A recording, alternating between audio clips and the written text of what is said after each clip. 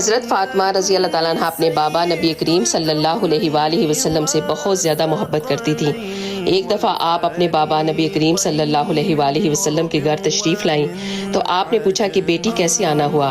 تو آپ نے اپنے دوپٹے کا پلو کھولا، اس میں سے روٹی کا آدھا حصہ آپ نے نبی کریم صلی اللہ علیہ وآلہ وسلم کی خدمت میں پیش کیا اور کہا کہ بابا یہ میں آپ کے لیے تحفہ لے کر آئی ہوں۔ تو نبی صلی اللہ علیہ وآلہ وسلم نے فرمایا کہ یہ کیسے؟ آپ فرمانے لگیں کہ حضرت علی نے کچھ کام کیا ہے اور وہ آٹا گھر لے کر آئے، میں نے ایک روٹی حسن کو، ایک روٹی حسین کو اور ایک حضرت علی نے کھائی، لیکن جب میں اپنی روٹی کھانے لگی تھی تو مجھے خیال آیا کہ شاید میرے بابا نے کچھ نہ کھایا ہوگا، تو یہ روٹی کا آدھا حصہ میں آپ کے لیے لے کر آئی ہوں، اسے قبول فرما لیجئے۔